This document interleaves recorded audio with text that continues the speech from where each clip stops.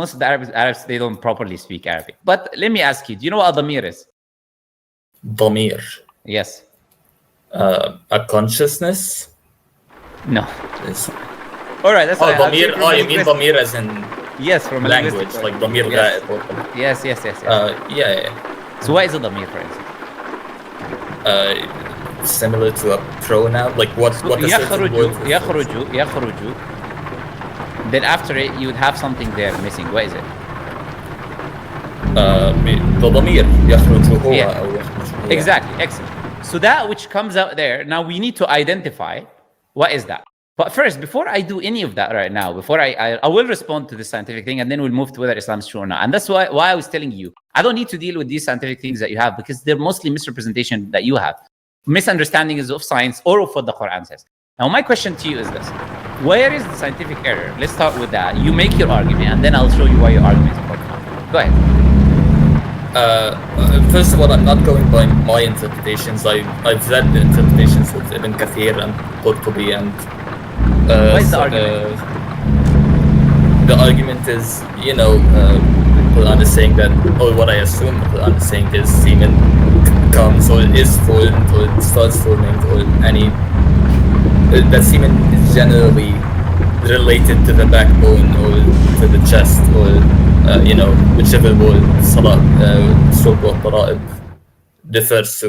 I know there's a lot of arguments on whether it's for the lady that tara'ib is between the chest or whatever. This area in general, the abdomen part, which we know it's not. Or which it doesn't say abdomen part there. It says min bayni. What does min bayni means? I thought one of the tafasir was the tara'ib. No, what does min bayni? Min bayni, what does it mean? Between? Yes, so it's saying in between something. It's not saying in the tara'ib or in, you said in the abdominal area. This. I meant like... Yes. All right, so you're first, you said semen. And then you said abdominal area of this. Okay, so this argument itself is incorrect anyway. So now let's highlight why it's incorrect. First, what does the word for before we do, I'm sorry. Before okay, yes. Can we agree that the tafasir are saying this? No, the tafasir are not saying what you're saying. And whether the tafasir say what you're saying or not, we need to look at the text. What is the text saying? Okay. And the tafasir, as I said, are not saying the way you present. Now, first, let's start with. You said semen or sperm, you're referring to that. Where does the Quran, what's the word that the Quran uses for semen and sperm? There is a specific word. Do you know what that word is? Semen, mani. For the sperm. Mani or mani, yeah. When it refers to the sperm or the semen, that fluid, the human being is created from, specifically the semen or the sperm, Allah uses the word nutfa. Nutfa, also, yeah. Nutfa specifically. So Allah Azza wa Jal, He says, and He says in many places about the nutfa, that this is where the human being is created from, right? So does Allah use the word nutfa in Surah Al-Tariq? I don't think so. Okay, why is the word used now? So first, you made an argument based on semen and sperm. But the verse in the Quran is not saying nutfa, so what is it saying? Ma'in mahim. No, ma'in dafin. Ma'in dafin. Yeah, ma'in dafin. Okay, so what does ma'in dafin mean? I assume it referred to the sperm, to the semen also. Or the semen. I'm not interested in assumptions, with all due respect. I'm just saying, what does it mean if we were to literally translate it? Flowing water, I guess. Gushing fluid. Gushing, okay. So dafiq is something which is gushing, gushes out. And water or ma there is going to be fluid. So we have a gushing fluid, right? So Allah Azza wa Jalla says here, there is a gushing fluid. So that gushing fluid now comes out, yakhruju. That gushing fluid comes out, so the initiating process of that thing comes out from where?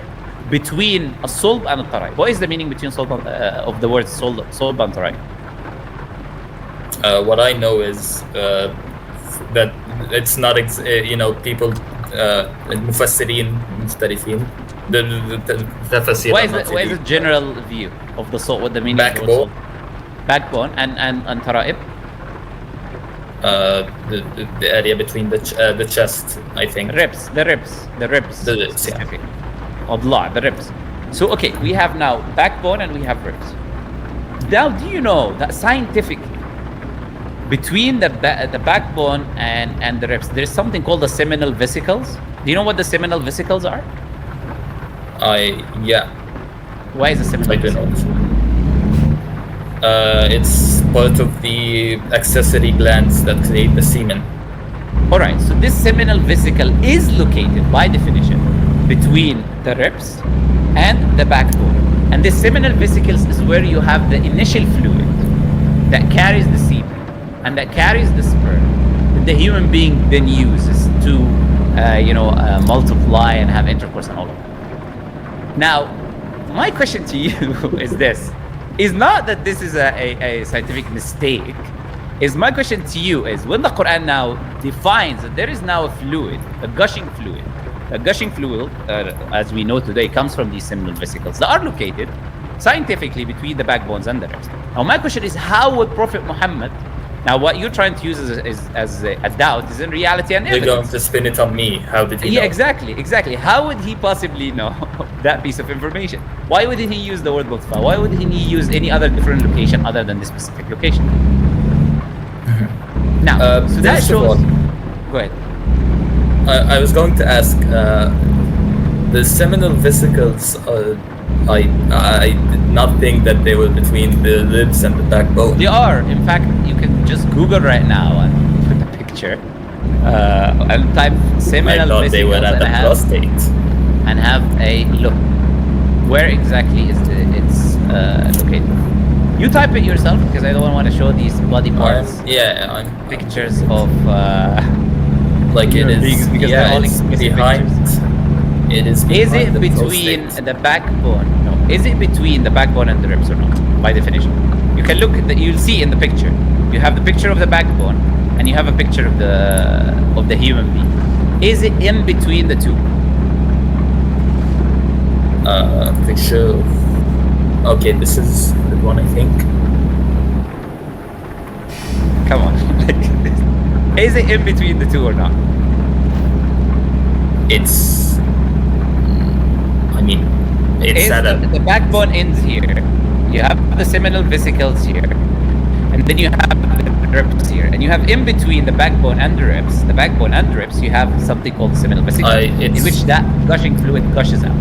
Like if these are the ribs, the seminal vesicles are below it at the pelvis. You know, is it in between or not? Like almost. Let me ask you. Let me show you how ridiculous what you were just saying is. First, the ribs ends here, and then you have the seminal vesicle, and then you have the ribs, and it's exactly in between the two. Now you're trying to make a very ridiculous argument by stating, oh, the ribs is a little bit on the top. That's irrelevant. Is it in between the two? Let me ask you a simple question. Is your head between your shoulders? Can I say that you have a head between your shoulders? Your head is between your shoulders. Linguistically, yeah. Okay. So when you come with a very ridiculous things, trying to say, oh, it's a little bit up, it's a little bit down, that's irrelevant.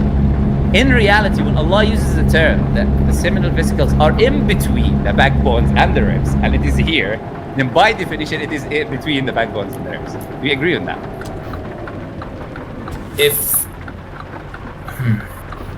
If I do agree with this, then almost everything in your body you could say is between the ribs and the backbone, though. Not everything in your body you can say is between. There are things which are lower, and there are things. There are things that are outside. Your eyes and nose and ears are not between your backbones and the ribs. You could say that they are. If, no, if you can't.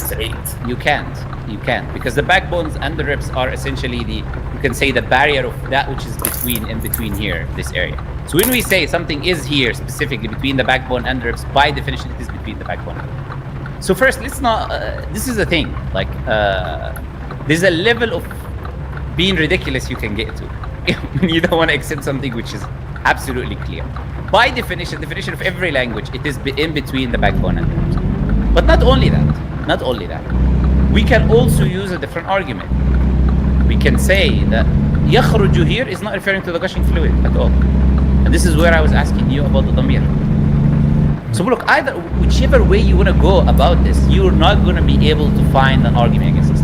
Now, how can we say that this is not even referring to the the fluid, because يخرج, as I said to you, is referring to a specific ضمير.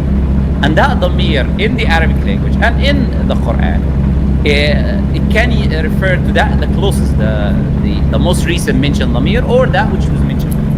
Now, what was mentioned before? Allah, if you go back to the context, Allah Azza wa Jalla says in the Qur'an, فَلْيَنْظُرِ الْإِنسَانُ مِمَّا خُلِقَ. Let the human being observe from what he was created. Then Allah says, خُلِقَ مِن مَاءٍ دَافِقٍ. So Allah mentions the dhamir first, is the human being, and then mentions another dhamir, which is the gushing fluid. So there are two nouns here that are mentioned. And comes out here can refer to the human being and can refer to the gushing fluid. And the human being does come out of this area, between the backbone and the rib. This is where the human being comes out from, literally. And this is not my interpretation, by the way. You can go to the English translations of the Quran. For instance, Abdul Halim translation. He would translate يخرج here, referring to the human being. He says he comes out and then he would put human being. Because in Arabic language, comes out there, the dhamir can either refer to the closest dhamir, the closest now mentioned, or the one that was mentioned. So either way you wanna spin this, even if you wanna try and say, oh, this is not in between the backbone and ribs, which is clearly as the seminal vesicles are, you got no argument against Islam.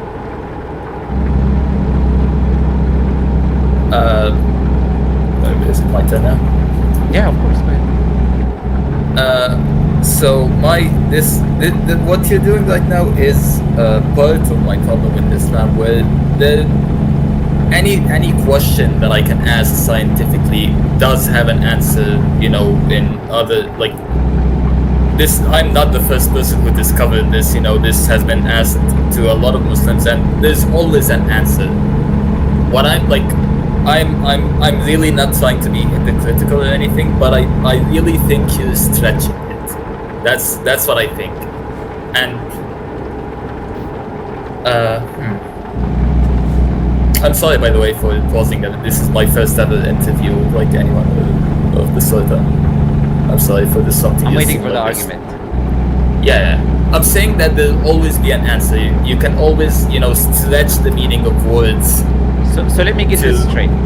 This is your argument. Your argument against me giving you an answer is that you're always going to give me an answer, brother. So because you're always going to give me an answer, Muslims are always going to find an answer.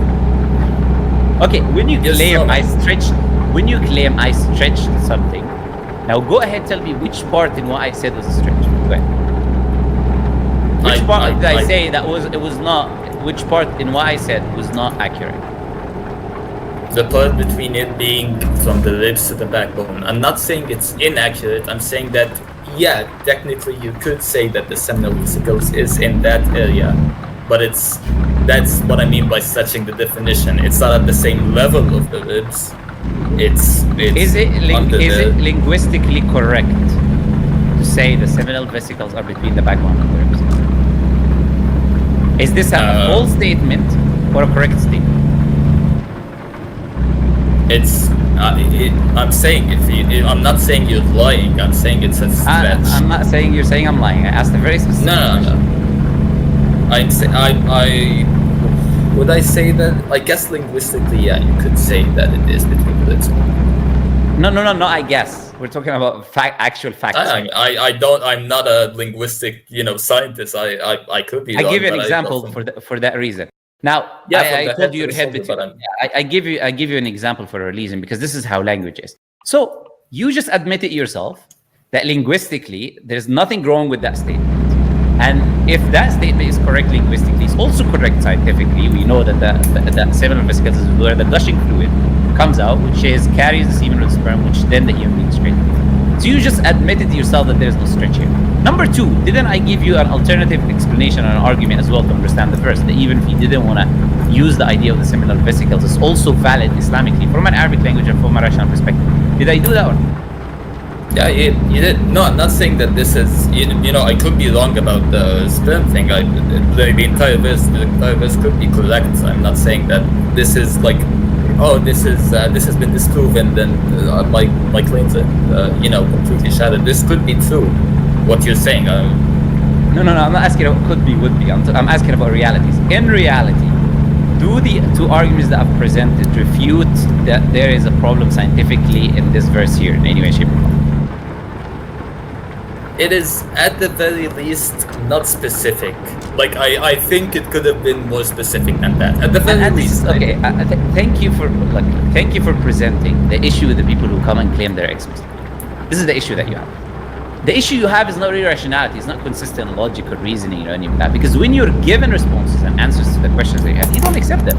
Even though they're outwardly clear, rational, 100% accurate, there's no issues. Statement you admitted yourself is 100% accurate. We said the human being, which would be completely accurate as well. If we were to take the interpretation that يخرج there al-damir is about the human being, it's not about the sperm. Both of them refute your argument about the sperm, and because it was not saying sperm anyways, refutes the argument that you're making that there is a scientific issue.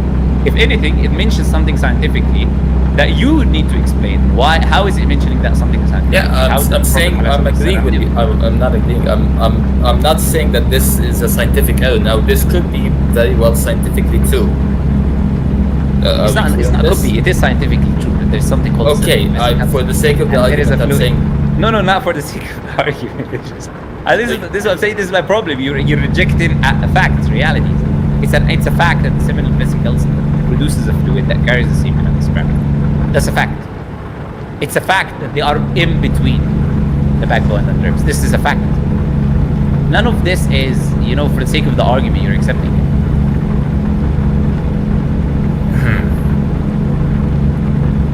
Okay, I say I accept this. I accept that the seminal vesicles is between the ribs and the backbone. This is, first of all, it's not my only problem. And second, I still think... No problem. I never said it was your only problem. I made a claim when I talked to you. The claim I made is that these arguments that you claim are scientific issues in the Qur'an are in reality are your misunderstanding, your misrepresentation of both science and what the Quran says. And I made you give an example for only one specific reason, to demonstrate that this is the case. Because I didn't choose the example, you did. You could have brought anything. You could have brought from a million different examples, you could have brought anything. But I know whichever example you're going to present, I was going to demonstrate and show you and the people watching. In reality, there's no scientific error or mistake. There's a mistake in your understanding, or in the people's understanding. Claim there's a scientific mistake. The mistake is in their understanding of science and their understanding of the Arabic language and the Quran.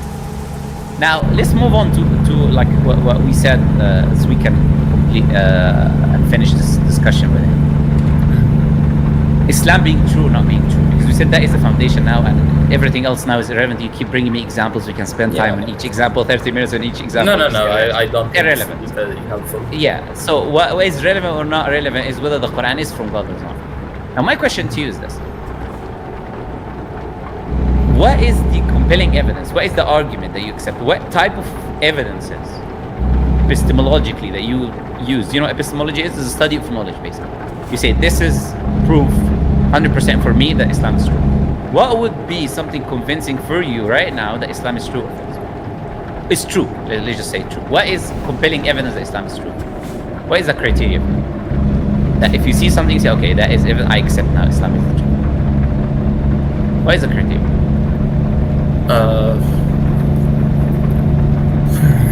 What is a criteria?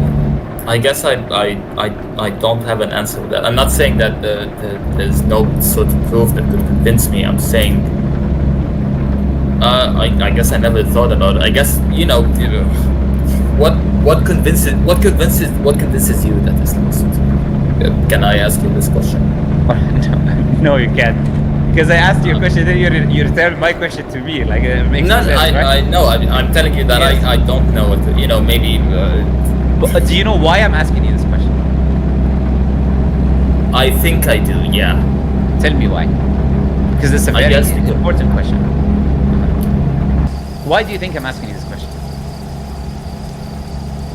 I think a lot of atheists of the sort, and a lot of atheists and agnostics or whatever, that no sort of proof does convince them, that even if you bring up prophecies or scientific miracles, really accurate ones or whatever. So the reason I'm asking you for your credit, thank you for, I appreciate you and I appreciate your honesty there. So the reason I'm asking you to give me a criteria is because what people in your position always do, when you provide them the answer, oh, that's not enough, that's not sufficient, oh, but there it could be this, it could be this, it could be that. So we say, okay, I'm not gonna spend time presenting you something until you tell me what is reasonable first. What is our evidences that you can say, okay, this is evidences why Islam is true. Now, you asked me, you ended up doing, because you don't have a criterion. As you said, you didn't even think. Yeah, I know. You didn't even think about it, and that is the issue. In order for me, if I want to determine whether something is from God or not from God, I need to first have a criterion for what it will be convincing for me, because I don't know you. You know yourself. You know what is convincing for you. You know what's not convincing. And go to a different person, give him an evidence. He's already believing. I come to you, say, oh no, that doesn't make sense. People are different. So that's why I asked you specifically, what is the argument that is going to convince you? Now, what I'm going to say is this, very simple. You ask me, what is the proof I have that Islam is the truth, or why I believe Islam, or I know Islam is the truth. And I already have like a video on my channel, like a 1 hour lecture where I talk about that. I'm going to say it very simply, very quickly. There are different types of evidences. There are different types of evidences, right? Why Islam is the truth. And in each type, there's individual examples. For instance, you mentioned something, a type, when you were speaking, which is prophecies. Prophecies of the future. That's one example. We know that human beings do not know absolute future. They do not know what is going to happen. They do not know that which is to come. We're bound by the time-space continuum that we live in the universe. We do not know everything that is going to come about or happen. So if the Prophet ﷺ were to make tens of prophecies, they're all accurate, they're all correct, none of them are false, none of them are inaccurate. You have these examples in which I say these are the examples. In that type of evidence is prophecies of the future. And then you have multiple different examples. Another type is the knowledge of the natural world. I don't use the term scientific for them, but Allah speaking about describing the natural world, because He's describing them objectively the way they are. They cannot change. They are the way Allah said they will be. So you have the natural world, Allah describing the natural world, describing expansion of the universe, describing embryology, describing many different things that the Qur'an talks about. You have another example, history, things which the Prophet ﷺ did not know. Another type. Things which the Prophet ﷺ did not know. Things which it did not exist in the Torah or the Gospel or the previous scriptures. It was not information known in the civilizations in his time. For example, when the Quran talks about the ancient Egyptian beliefs, like Pharaoh claiming to be God, or ancient Mesopotamia, and we did not read hieroglyphics until we discovered the Rosetta Stone in 1799 or 1899, which is like 200-300 years ago. We couldn't even read hieroglyphics. So we couldn't read what the Egyptians believed. Even if you went to Egypt and you tried to study the pyramids, you'll not be able to understand. Another example, the life of the Prophet ﷺ himself. What would be the reasons, the motives for him to lie? If he wasn't saying the truth, you have to give me other explanations. Was he lying? Was he delusion? Prophet is far from any of these accusations. So you're going to have an alternative explanation. Why was he doing what was he doing? You'll have to provide us with a rational explanation.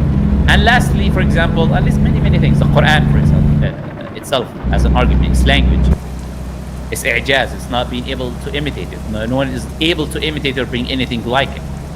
Another example is the laws that the Qur'an, the Prophet ﷺ brings in the Qur'an and Hadith, the social laws, how to run the community, society, how to deal with finances, the punitive laws, all of these things that cannot come from that desert Bedouin Arabian, Prophet Muhammad ﷺ. Now there's many other things.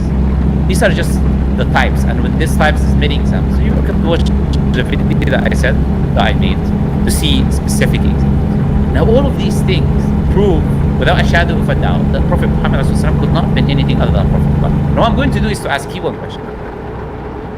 If the Prophet ﷺ was not a true prophet and messenger of God, and we can end on this question, provide me an alternative rational explanation of how is he able to produce this information that I mentioned.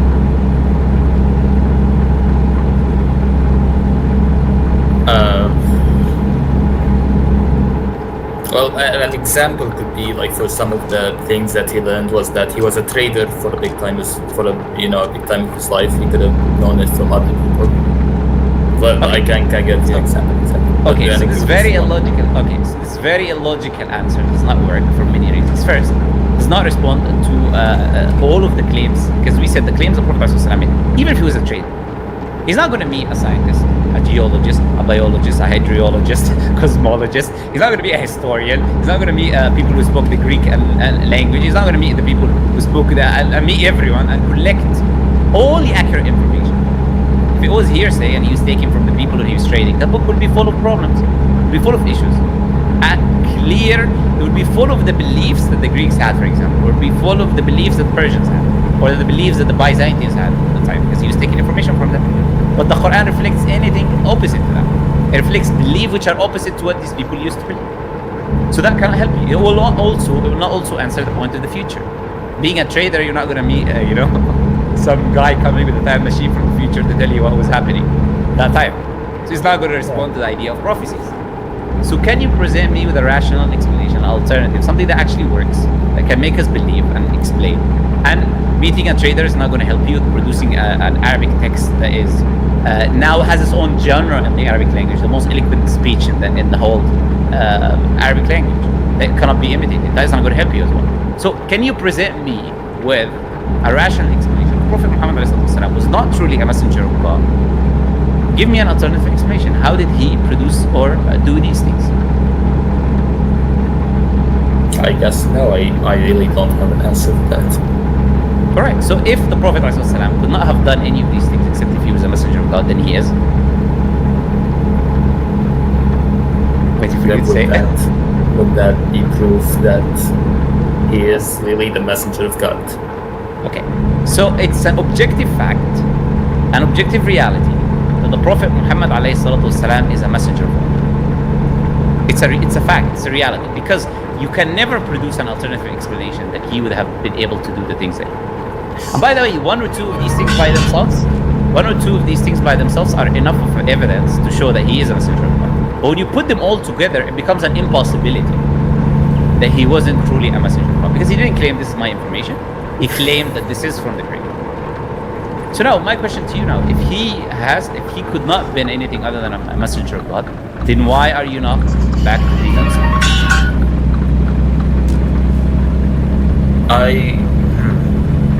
First of all, I just want to say that my agnosticism isn't that strong. I just started like a few months ago researching this. I'm saying I don't have all the info, which is why I do. If you notice, I'm not really that educated in it. But yeah, I just haven't researched enough. Is my point. Okay, so what I've done right now is what I can, which is to demonstrate the rationality behind first the claims that you have were not true, and that they were all now triumphed by the idea of presenting that Prophet Muhammad was a messenger. But now all of these scientific things that you brought, even though I would easily respond to each of them and give you a response why you're saying is incorrect, anyways, from a scientific and from a linguistic point of view. But that is just spending time for no reason. We shatter the basis, the foundation, and then this is how we save our time. All right, I'll let you go. Anyways, thank you for this, by the way. Yeah, that's fine, no problem. Just consider what I said. I know if the Prophet ﷺ was a true messenger of God and you died in the state that you are in right now, there's only one place that you're going to go. And you know that very well. Because if you're claiming you grew up, we have no proof that you actually grew up in a Muslim primitive society. We don't know. I ask you questions and then you end up being a Coptic Christian or something else. We never know. Anyone can claim anything on the internet. But that's irrelevant. The truth is, if someone dies on that, Allah clearly says in the Quran that whoever turns away from his religion, khalas, that his deeds done. And no, this is in the hadith. Their deeds are gone in this life and the hereafter, and they will be in the hellfire. So I'll let you ponder and reflect on what we said today, and yeah, hopefully, inshallah, you will realize that there's no such thing of what you are saying, and that Islam is the truth. For you to follow. All right, Jacob, again, call you that. Bye-bye. I'll let you go now. Thank you. See you.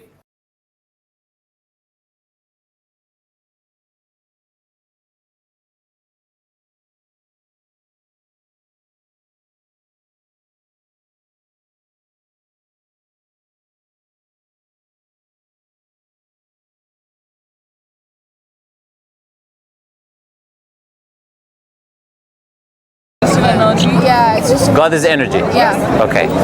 And you agree, that's it. Yeah. But is that what the Bhagavad Gita teaches? Yeah. Yes. Where does the Bhagavad Gita say God is just energy? It Because does. Basically, Bhagavad Gita is the way of life. Yeah. Okay. Yeah. But I understand Bhagavad Gita is a way of life and tells you perspective. I've read the Vedas as well. But when it comes to the idea of God, there's no clear definition of God in Hinduism, of what God is. You have manifestations of God. You have statements like God is everything, and everything is God. But why should you have any clear definition of God? Does the Qur'an also have exact definition? Yes, of course, yes. So it's a person. Chapter. Sorry? So it's a person. What do you mean by person? Is the question. Like who is God I according should ask you. to? Yeah. Who is God according to? Yeah, but I don't know what you mean by the term person. Like we don't.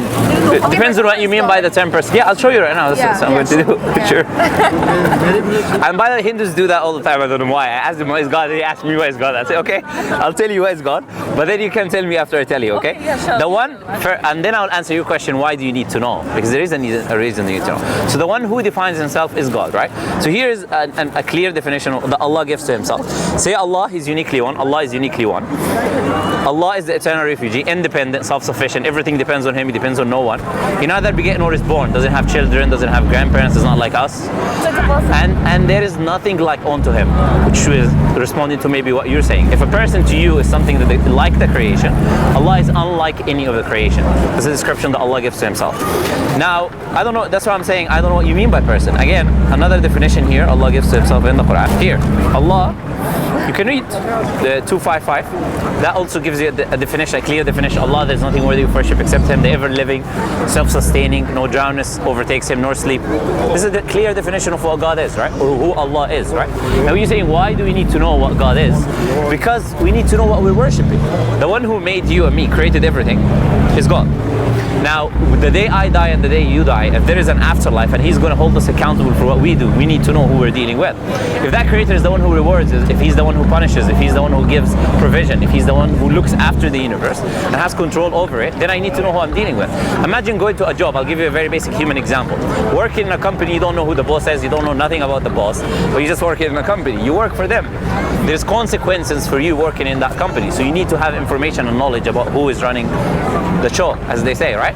Now, the one who controls everything and the one who holds everyone accountable is the Creator. Therefore, it's very, very important to know. Why?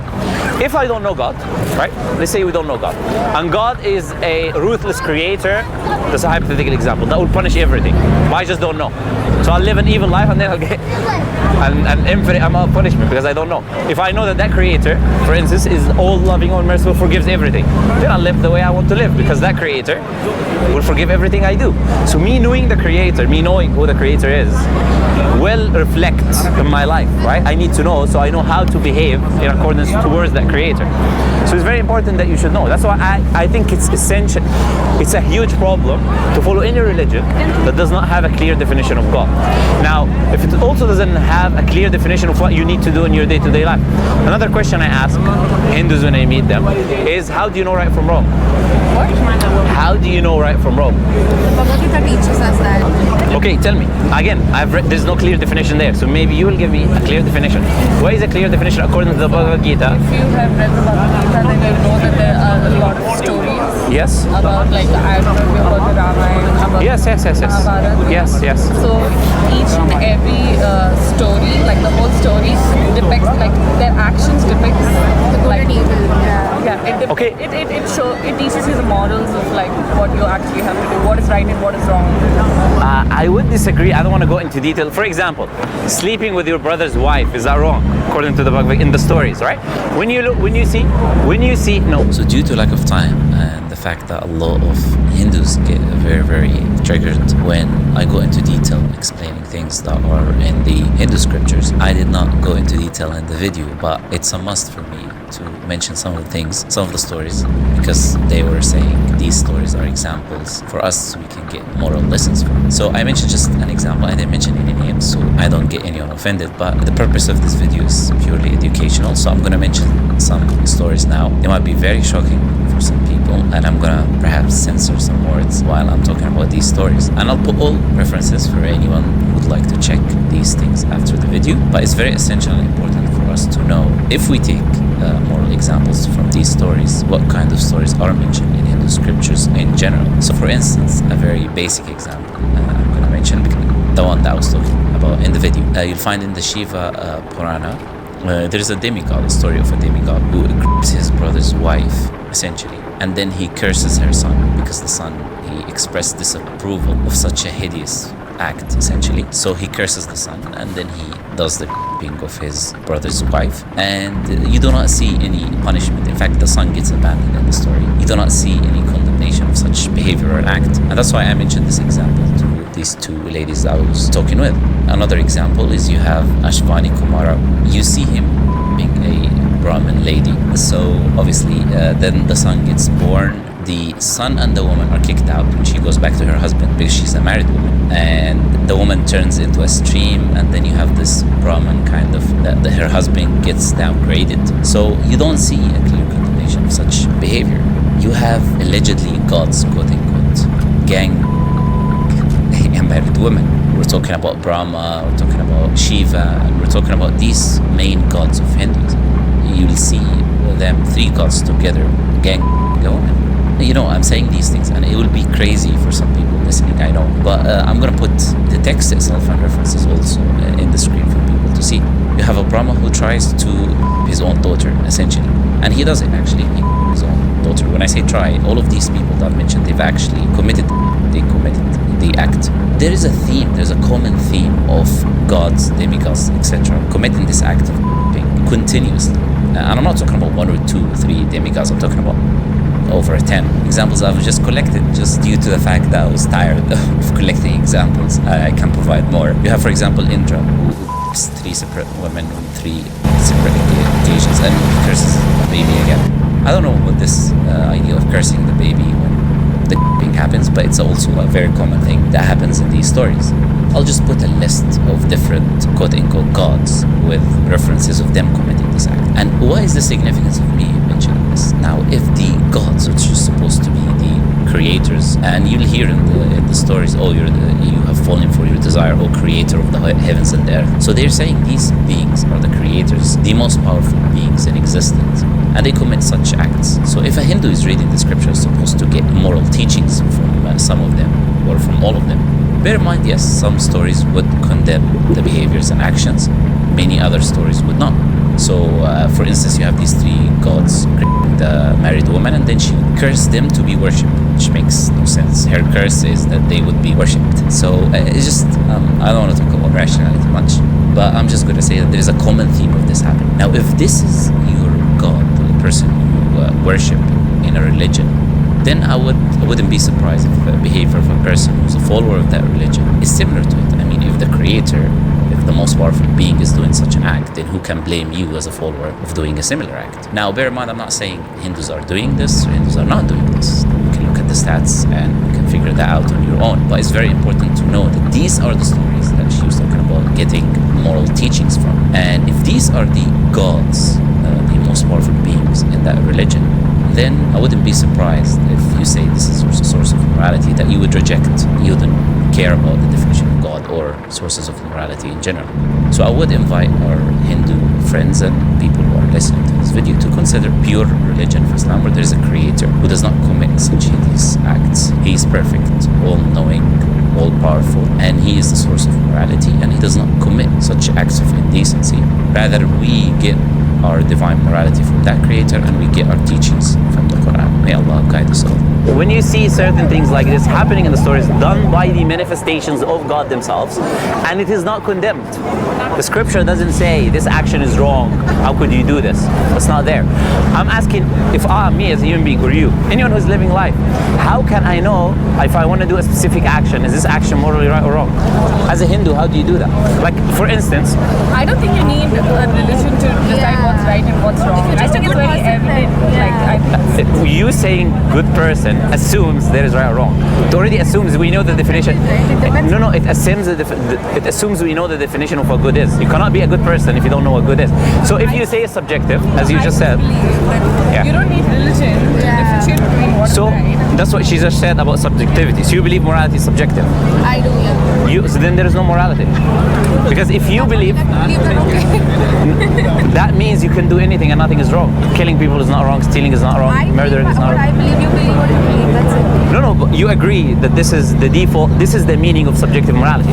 So if someone were to go now murder innocent people, that's not wrong, according to that worldview. Because if morality is subjective, that means it depends on what you think and on what I think. And we could think opposite things. That means that action is not right or wrong. It just depends on what you feel in that day, you know? I If think you feel it's okay, it's going to be okay. Sense of mind would know killing or taking another person's life is I wrong. mean, it's just basic. There are certain things. It's just like basic. It's like basic. There are certain things that we believe as Muslims is a part of our innate nature that Allah has given us.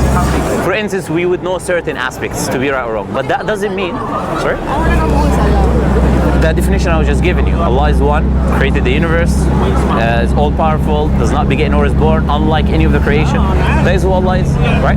And the guidance about right or wrong, which is I'm asking you about, I'm telling you these things are not present, so I'm offering you they are present in Islam as an alternative, right? And I'm not only doing that, I'm saying it's essential for them to be present.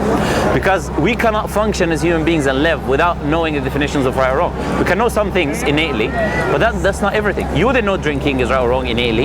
You wouldn't know interest in usury is right or wrong innately. You wouldn't know gambling is right or wrong innately. Society and culture can also cloud whatever you know innately. Why are there people who are in human history who kill and have no problem with killing, who steal and have no problem with stealing? And if morality is subjective, you cannot come and tell them you're wrong. You would say, you think I'm wrong, that's your subjective opinion. My subjective opinion, it's okay to do this. That's why we have the law. Sorry? I said that's why we have the law. But laws are also subjective. The law in the UK is not like the law in America. You cannot carry a gun here and walk. You can go do that in America in some states. You cannot do abortion in some states, in some countries. You can do it in other states. Laws is even making a problem worse. It means morality is relative. If the country says it's okay to have slavery, is it okay to have slavery? It did throughout human history. If we go back to like 1,000 to 2,000 years, it was a part of the law. You can do slavery. How's that like related to anything related to religion? Is guidance. If we are created by God, if you make something, like the person who made this phone, he gave you a manual of the phone. Why? He made it, he knows everything about it. So he tells you what is good for it and what is bad for it. If we don't receive guidance from God about what is right or wrong, we will live in chaos. People will hurt other people. If we don't receive guidance from God on the accountability of the actions that we do, we'll just live and do whatever we want. But once we receive guidance from God, then we have enforceability. I can say this is wrong because the one who made you and me determined that this is wrong. This is harming other people because the Creator have said, do not do that. Guidance is also given in the Bhagavad Gita, like as you were telling. Like No, but I was saying it's not there. That's the claim I was making. I asked you to provide me references. Where does it determine the moral aspects of specifically this is right or wrong? It does give stories, as I agree, 100%. There is stories in the Vedas, there's stories in the Bhagavad Gita, but there is no clear set definitions of what God is or of what is morally right or morally wrong. And I think that's very problematic. Just a person. Okay.